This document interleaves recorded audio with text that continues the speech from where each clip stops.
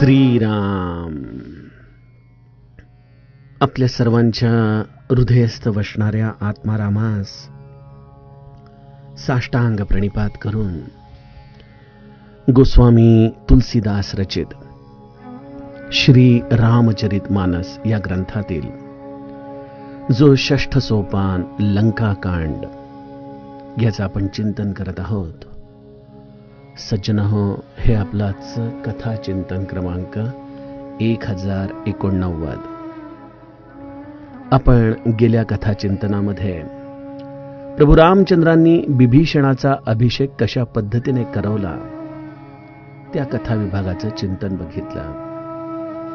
भगवंताने बिभीषणाशी जे नातं बांधलं होतं त्या नात्याच्या आधाराने जे त्याला वचन दिलं होतं की कह लंकेस सहित परिवारा कुशल कुठाहर बास तुम्हारा, तू लंकापती आहेस असं म्हणून प्रभू रामचंद्रांनी लंका जिंकण्याच्या आधीच ज्या बिभीषणाला राज्याभिषेक करून ही लंका प्रदान केली होती त्या प्रभू रामचंद्रांनी आपला शब्द पाळला. लक्ष्मणाला पाठवून, वानर अस्वल दळाला पाठवून बिभीषणाचा साग्र संगीत राज्याभिषेक त्यांनी केला. तत्पश्चात सगळेजण प्रभू रामचंद्रांच्या चरणांपाशी आले. प्रभू रामचंद्रांनी बिभीषणाचा गौरव करताना म्हटलं की बिभीषणाने हे राज्य मिळवलेलं आहे. हे सगळं काही वानर आणि अस्वलांच्या कष्टामुळे प्राप्त झालेलं आहे. यातून आपण रामायणामध्ये दडलेले नेतृत्व गुण समजून घेतले की कार्य करायला नेता पुढं आहे आणि श्रेय घ्यायला मात्र तो आपल्या अनुयायांना कशा पद्धतीने पुढं करतो हे अत्यंत महत्त्वपूर्ण सूत्र रामायण आपल्याला देतं. हे संघटन कौशल्य आहे प्रभू रामचंद्रांचं. अशा प्रभू रामचंद्रांच्या चरणी सगळे वानर वृंद तृप्त होऊन नतमस्तक होत आहेत, त्यांचे चरण कमल पकडतायत. सज्जनो, आजही आपण 2 दोह्यांचं एकत्रित चिंतन करणार आहोत. पुनि प्रभु बोलिलियऊ हनुमाना, लंका जाहु कहेहु भगवाना, समाचार जानकी ही सुनावहु, तासु कुशल लई तुम चलियावहु, तब हनुमंत नगर महुआए, सुनि निसिचरी निसाचर धाये, बहु प्रकार तिन्ह पूजा कीन्ही, जनक सुता देखाई पुनि दीन्ही, दूरी ते प्रणाम कपि कीन्हा, रघुपति दूत जानकी चीना, कहु तात प्रभु कृपा निकेता, कुशल अनुज कपि सेन समेता, सब विधि कुशल कौशलाधीसा, मातु समर जीत्यो 10 सीसा, अबिचल राजु विभीषण पायो, सुनि कपि बचन हर्ष हर छायो,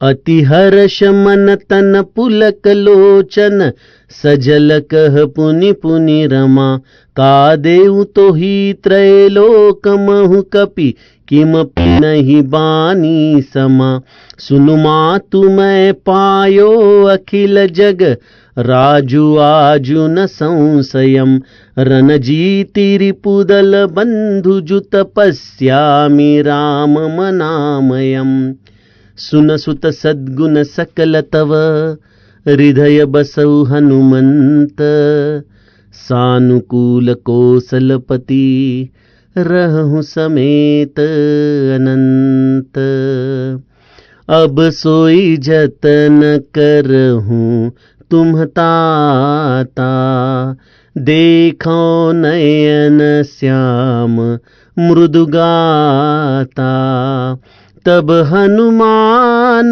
राम पही जाई, जनक सुता कै कुशल सुनाई। सुनि संदेशु भानु कुलभूषण, बोली लिए जुबराज विभीषण। मारुत सुत के संग सीधावहु, सादर जनक सुत ही लैयावहु। तुरत ही सकल गए जहाँ सीता, सेवही सब निश्चरी बिनीता।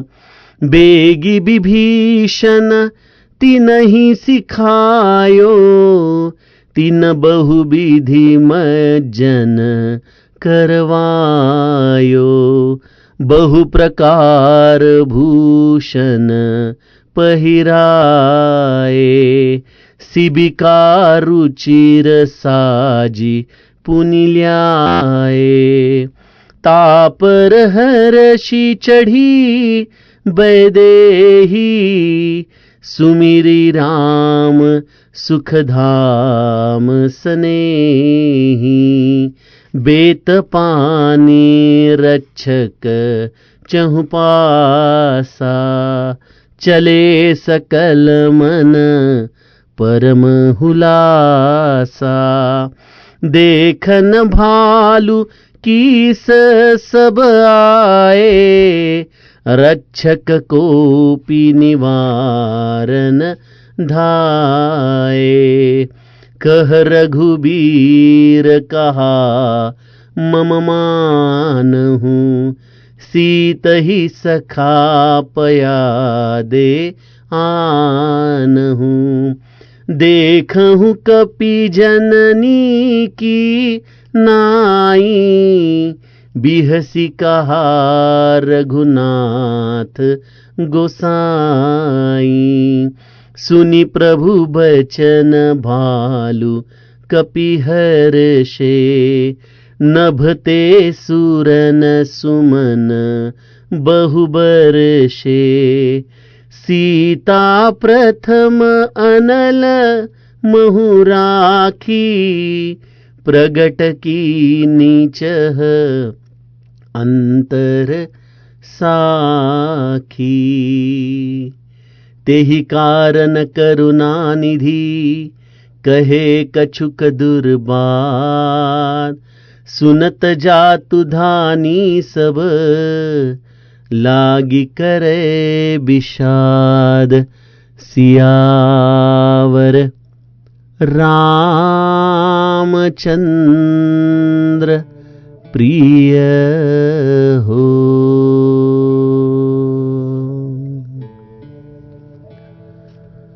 सज्जनहो, आपण या दोन दोह्यांचं चिंतन आजच्या कथा विभागामध्ये घेतलेलं आहे.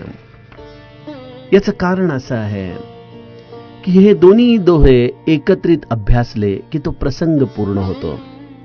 जसा कालच्या टप्प्यामध्ये विभीषणाने अंत्यसंस्कार केला आणि त्याचा राज्याभिषेक सगळ्या वानर दळांनी केल्यानंतर प्रभू रामचंद्रांशी त्यांचा झालेला संवाद, त्यामुळे संवादामध्ये कथा विभागामध्ये असलेली सुसूत्रता आपल्याला नीट कळू शकते. प्रभू रामचंद्रांनी विभीषणाला दिलेलं वचन तर पूर्ण केलं. आता वेळ आहे माता जानकीला जो शब्द हनुमंताने दिला होता, कछुक दिवस जननी धरु धीरा, कपिन सहित अय्यहि रघुबीरा, निसिचर मारी तो ही लई जहहि, तिहु पुर नारदादि जसु गहहि.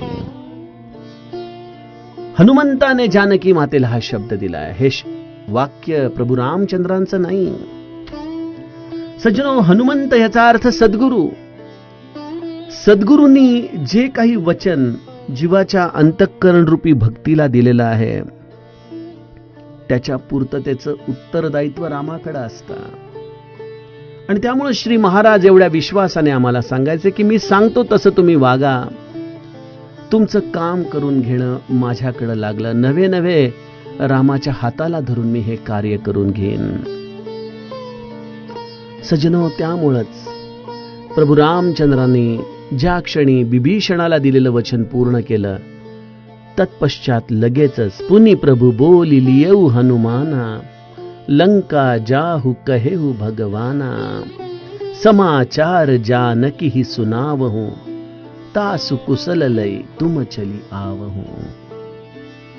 बघा सज्जनो, एक आदर, विश्वास, एक प्रभू रामचंद्रांच्या आज्ञा पालनाचं मर्म, हे सगळं काही या चौपाईमध्ये आपल्याला दिसतंय. बघा, आपण गेल्या कथा विभागात बघितलं की हे सगळे वानर, अस्वल बिभीषणाच्या समवेत राज्याभिषेक करण्यासाठी लंकेमध्ये गेलेले आहेत.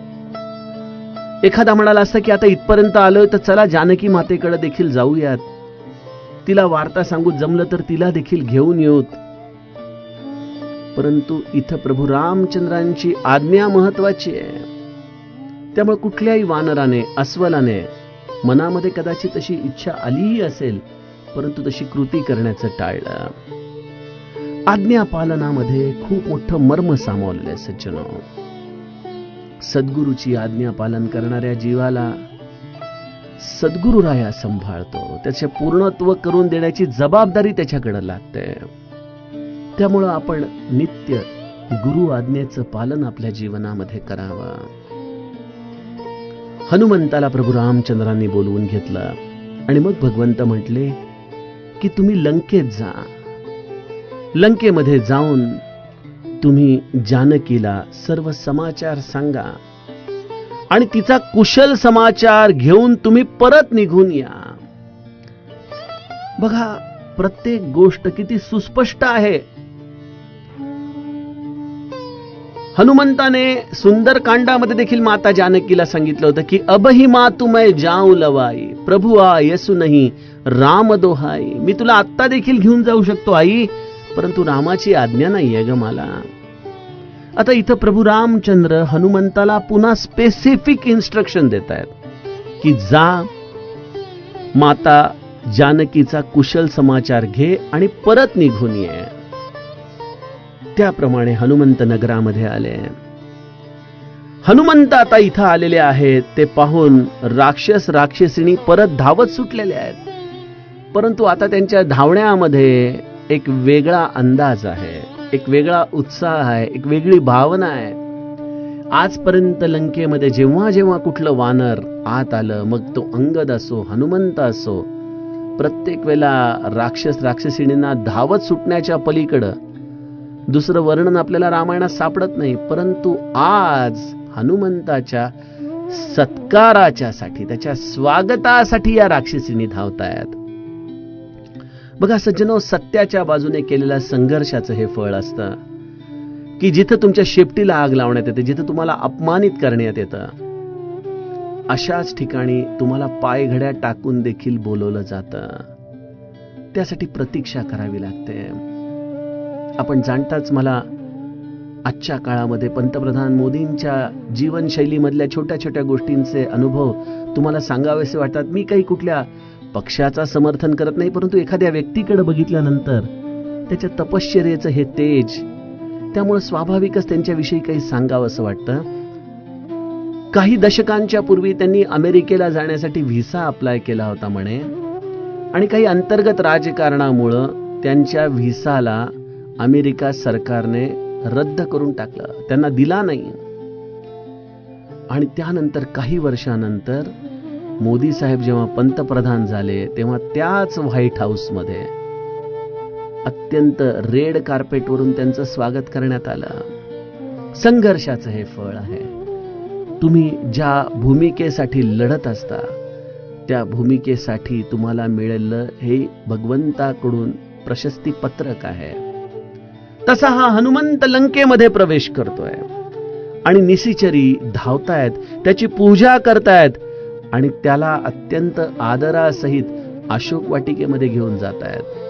ज्या अशोक वाटिकेमध्ये आधी जाताना हनुमंताला पुनिसोई रूप धरही कपी, अशा रीतीने मसक समान रूप कपी धरी, असं छोटस होऊन हनुमंताला अशोक वाटिकेमध्ये जावं लागलं होतं, तोच हनुमंत आता अत्यंत स्वाभिमानाने हातामध्ये गदा घेऊन सगळ्यांचे सत्कार स्वीकारत जानकी मातेच्या अशोक वाटिकेमध्ये जाऊन पोहोचतो. दूरी हिते प्रणाम कपिकीना, रघुपती दूत जानकी चिन्हा. आई आपल्या लेकराला ओळखणार नाही तर कोण? जानकी मातेने त्याला आपला मुलगा मानलेला आहे. अशा आईने या हनुमंताला ताबडतोब ओळखलं, हा रघुपतीचा दूत आहे आणि हा जेव्हा जेव्हा येतो तेव्हा काहीतरी मंगल वार्ता घेऊनच येत असतो याची खात्री आहे. आणि त्यामुळं तो येताच सीता माऊली उठून जागेवरून धावत हनुमंताच्या जवळ येते आणि म्हणते, कह हुतात प्रभू कृपा निकेता, कुशल अनुज कपिसेन समेता. सज्जनो, या रामायणामध्ये अनेक ठिकाणी आपण दूतांचा प्रवास बघितलेला आहे. कशा पद्धतीने दूत त्या त्या व्यक्तीकडे समाचार घेऊन आलेले आहेत. त्यामध्ये सुमंत्र ज्या पद्धतीने राजा दशरथाच्याकडे आला त्याचं अवलोकन करा. कशा पद्धतीने मान खाली टाकून पडलेल्या खांद्यानिशी निस्तेज चेहऱ्याने नैराश्य लपवत सुमंत्र राजा दशरथाच्याकडे येऊन रामाला मी परत आणू शकलो नाही हा समाचार राजा दशरथाला देतो. आणि इथं हनुमंत पुन्हा एकदा माता जानकीच्या समोर येतोय, परंतु सगळ्या राक्षसिणींचा स्वागत स्वीकारत पूजा घेत. आणि त्यामुळं सीताजी केवळ हनुमंताच्या मुखातून जाणू इच्छित आहेत की हे तात सांग, कृपाधाम माझे प्रभू, त्यांचा लहान भाऊ आणि समस्त माझे वानर कुशल आहेत ना रे. हनुमंताने जेव्हा माता जानकीचे हे शब्द ऐकले, ही खऱ्या अर्थाने कशी सगळ्या जगाची आई आहे, ही जगदंबा आहे. कारण की माझ्या वानरांच्या देखील कुशलतेचा जो विचार करू शकते तीच या विश्वाची आई असू शकते. हनुमंत म्हणतात, आई सब विधी कुशल कौशलाधीसा, मातु समर जीत्यो दस सीसा. कौशलपती प्रभू रामचंद्रांनी या सर्व क्लेशांना आता दूर केलेले आहे. ते स्वतः सकुशल आहेत, त्यांचे बंधू देखील कुशल आहेत. युद्धामध्ये त्यांनी दशानन रावणाला जिंकलेलं आहे. रावणाचा वध करण्यात आलेला आहे आणि रावणाचे बंधू विभीषण यांना प्रभू रामचंद्रांनी अचल असं या लंकेचं राज्य दिलेलं आहे. हनुमंताचं हे वचन ऐकताच सीताजींच्या हृदयामध्ये अपार आनंद झालेला आहे. जानकीच्या हृदयामध्ये हा आनंद सजल नेत्रांनी ती व्यक्त करते. तिचं शरीर पुलकित झालंय. एखादा अत्यंत आनंदमय समाचार ऐकल्यानंतर जसा मनुष्याला आनंदाला पारावार राहत नाही, तशा त्या वारंवार हनुमंताला म्हणतात, हे हनुमंता मी तुला काय देऊ? या समाचारासारखं तिन्ही लोकांमध्ये दुसरं काहीच नाही, ज्याची मी इतके दिवस अत्यंत उत्कटतेने वाट पाहत होते. तो समाचार तू घेऊन आलास. सज्जनो, हनुमंताचं दर्शन, हनुमंताचं आगमन, हनुमंताचा संवाद हे सगळं काही जीवनामध्ये सौंदर्य भरणार आहे, कुशलता प्रदान करणार आहे, भक्तीला प्रफुल्लित करणार आहे. असे हनुमंत माता जानकीला म्हणतात, हे माता, अगं तू मला काय देऊन, मी काय घेऊन आनंदित होणार? आज मी तुला सांगू का, तुला मी कुशल अवस्थेमध्ये बघून मी निसंदेह साऱ्या जगताचं राज्य मिळवलंय. आता मला काय प्राप्त करायचंय? एकीकडं प्रभू रामचंद्रांची अपार कृपा आहे, तर दुसरीकडं तुझं माझ्यावरती अपार सौख्य आहे. ज्याचे आई वडील मातू पिता हे प्रत्यक्ष प्रभू रामचंद्र आणि जानकी मातेसारखे आहेत, त्याला त्रैलोक्याचं राज्य देखील कफ पदार्थ वाटावं एवढं तुम्ही माझ्या झोळीमध्ये टाकलेलं आहे. मी रणामध्ये शत्रू सेनेला जिंकून भावासह निर्विकार श्री रामचंद्रांचं दर्शन करत आहे. यापेक्षा आणखीन ती सकुशल ती वार्ता ती कुठली? जानकी मातेने आपल्या या पुत्राचे हे वर्णन ऐकलं आणि गोस्वामीजी लिहितात, सुन सुत सद्गुण सकल तव हृदय बसऊ हनुमंत, सानुकूल कोसलपती रहु समेत अनंत. हे पुत्र, सर्व सद्गुण तुझ्या हृदयामध्ये वास करतात रे. हे हनुमंता, लक्ष्मणासहित कौसलपती प्रभू सदा तुझ्यावरती प्रसन्न राहतील, यात कुठली शंका नाही. म्हणजे बघा, माता जानकीने जेव्हा प्रथम भेटीमध्ये हनुमंतावरती अनुग्रह केला होता, तेव्हा किती सुंदर त्याला वरदान दिली होती. अजर अमर गुण निधी सुत होहू, करहू बहुत रघुनायक छोहू. अशा पद्धतीने हनुमंताला तिने आशीर्वादाने भरून टाकलं होतं. आणि तीच माता जानकी आता हनुमंताला आणखीन एक वरदान देते की तुझ्या हृदयामध्ये तर नित्य सद्गुण वास करतीलच, आणि प्रभू रामचंद्र लक्ष्मणाच्या समवेत तुझ्यावरती सदैव प्रसन्न राहतील. मला सांगा, का आपण हनुमंताची भक्ती करू नये, ज्याच्यावरती या तिघांचा कृपा हस्त आहे. अशा हनुमंताची सेवा, अशा हनुमंताचं स्मरण, अशा हनुमंताची उपासना आम्हाला स्वाभाविकपणे माता जानकी, प्रभू रामचंद्र आणि लक्ष्मण या तिघांचेही कृपा आशीर्वाद प्रदान करतात. सज्जनो, हनुमंताने जेव्हा हे ऐकलं तेव्हा तो कृतार्थपण आपल्या हृदयामध्ये अनुभवू लागला. माता जानकी हनुमंताला म्हणते की अब सोई जतन करहु तुम ताता, देखो नयन श्याम मृदु गाता. हनुमंताला सुंदरकांडामध्ये देखील माता जानकीने अत्यंत असहाय्यपणे प्रार्थना केली होती की तात कबहु मोहि जानी अनाथा, करी ही कृपा भानुकुल नाथा. कबहु नयन मम शीतल ताता, होई ही निरखी श्याम मृदु गाता. अशा पद्धतीने मला कधी भगवंताचं दर्शन होईल, माझं ते कधी स्मरण करतात का रे, अशी असहाय्य असलेली माता जानकी हनुमंताच्या जवळच प्रार्थना करते की हे तात, असा उपाय कर की मी या डोळ्यांनी प्रभूच्या कोमल श्याम शरीराचं दर्शन करीन. मग रामजींच्या जवळ जाऊन हनुमानजींनी जानकीचा कुशल समाचार विदित केला. जेवढं काम सांगण्यात आलेलं आहे तेवढं काम चोखपणे करणं, प्रभू रामचंद्रांच्या आज्ञेचं पालन करणं, हेच हनुमंताचं कार्य आहे. त्यामुळे माता जानकीचा क्षणामध्ये निरोप घेऊन, आई मी आलोच, मला प्रभू रामचंद्रांनी तुझी कुशल वार्ता घेण्यासाठी पाठवलं होतं, ती वार्ता मी प्रभू रामचंद्रांना जाऊन विदित करतो. अशा पद्धतीने हनुमंताने क्षणामध्ये प्रभू रामचंद्रांच्या जवळ जाऊन जानकीचा कुशल समाचार त्यांना विदित केला. सुनि संदेश भानुकुल भूषण, बोली लिए जुबराज विभीषण. सूर्यकुलभूषण श्रीरामजींनी हा संदेश ऐकला आणि लगेचच त्यांनी युवराज अंगद आणि विभीषणाला बोलवलं आणि त्यांना म्हटलं की आपण दोघेही पवनपुत्र हनुमंताबरोबर जा आणि जानकीला आदरासहित घेऊन या. बघा, युवराज अंगद जो हे सगळा राजधर्म शिकतोय आणि विभीषण ज्याने नव्यानेच या समस्त लंकेचं राज्य स्वीकारलेलं आहे, या दोघांनाही जणू काही या राजशिष्टाचाराचं प्रशिक्षण हनुमंताच्या अखत्यारीमध्ये प्रभू रामचंद्र देत आहेत.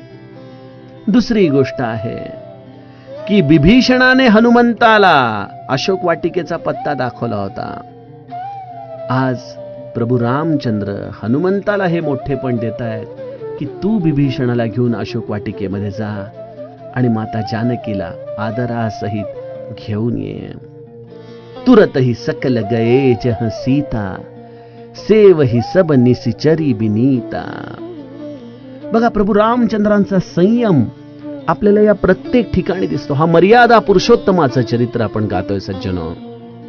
एका ठिकाणी बाध्यता आहे वडिलांना दिलेल्या वचनाची की तापस बेश विशेष उदासी, 14 बरस राम बनवासी.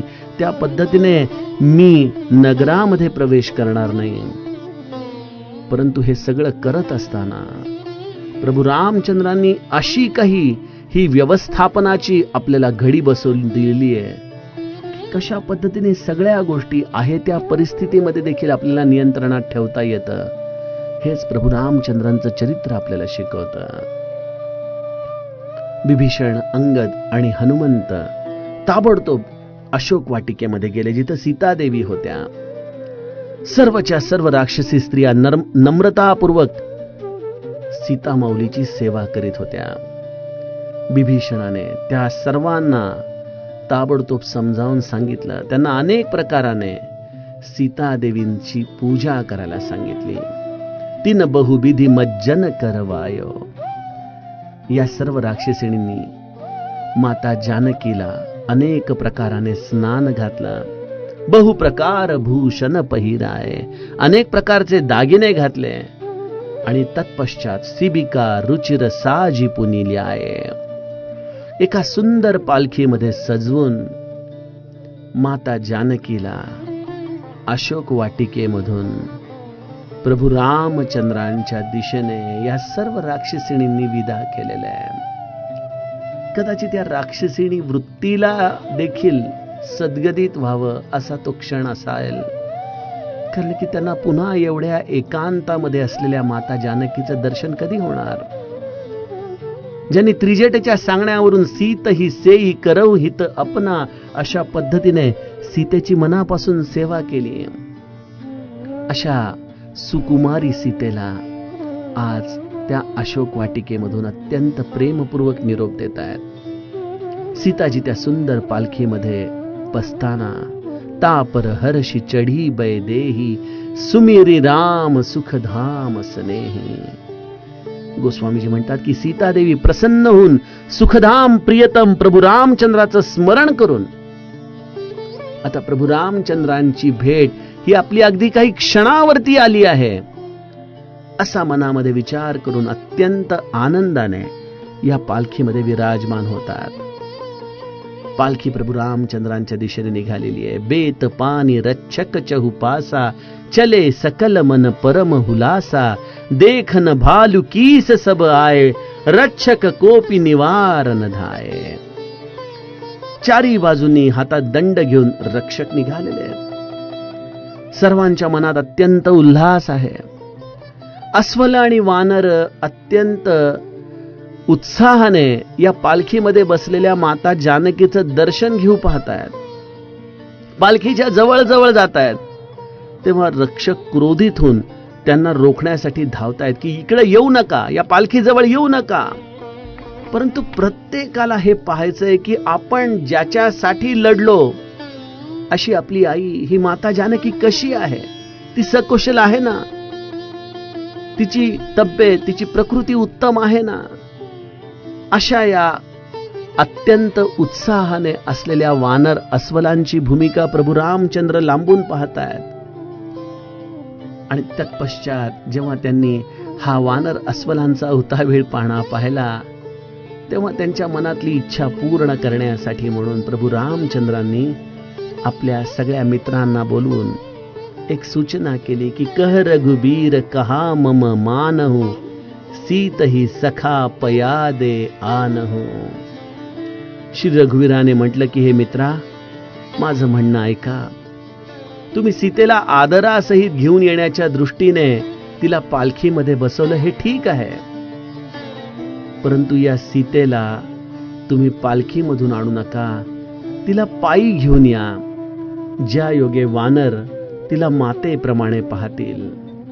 गोसाई रामजींनी असं हसून आपल्या सर्व सख्यांना सूचना दिली. प्रभूंची वाणी ऐकून अस्वल वानर आनंदित झाली. आकाशातून देवतांनी खूप पुष्पवृष्टी केली आणि अशा रीतीने सीताजींना या पालखीमधून उतरवून हे असलेले रक्षक एका अंतरावरती उभं राहून माता जानकीला प्रभू रामचंद्रांच्या दिशेने घेऊन येत आहेत. सगळे अस्वल आणि वानर अत्यानंदित झालेले आहेत. स्वर्गातल्या देवता पुष्पवृष्टी करून सीताजींचं परत येणं त्याचा आनंदोत्सव साजरा करतायत. सज्जनो, सीताजींना पालखीमधून का बरं येऊ दिलं नसेल प्रभू रामचंद्रांनी? त्याचं प्रथम कारण तर आपण ऐकलंच की वानर आणि अस्वल त्यांना बघण्यासाठी अत्यंत उत्साहित होती. दुसरं कारण आहे की जणू काही आजपर्यंत जे वनवासी व्रत माता सीतेने प्रभू रामचंद्रांच्या इतकंच उत्कटतेने निभावलेलं आहे. जरी वनवास सीतेला नसला तरी देखील ते व्रत जो हा तिचा पती निभावतो आहे त्याच पद्धतीने तिच्या पत्नीने देखील, या अर्धांगिनीने देखील निभावावं. त्यासाठी या पालखी वगैरे इत्यादी ज्या आरामाची साधनं आहेत त्यांचा त्याग तिने करावा. आणि त्याचबरोबर स्वर्गाधिक देवता देखील ज्या सीतेच्या दर्शनासाठी अत्यंत उत्साहित आहेत, अशा सर्वांनाच सीतेचं दर्शन व्हावं असं हे प्रभू रामचंद्रांचा उदात्त हेतू. अशा प्रभू रामचंद्रांनी माता जानकीला पायी घेऊन येण्याची विनंती सर्वांना केली. आणि आता प्रभू रामचंद्रांच्या पासून काहीच अंतरावरती माता जानकी आहे. आणि तिथं प्रभू रामचंद्रांनी या सगळ्यांना एका अंतरावरती थांबण्याची सूचना केली आहे. सज्जनहो, या कथेमध्ये येणारं हे एक वेगळं वळण, त्याचं चिंतन आपण उद्याच्या कथाप्रवाहामध्ये करूया. जानकी जीवन स्मरण. जय जय राम.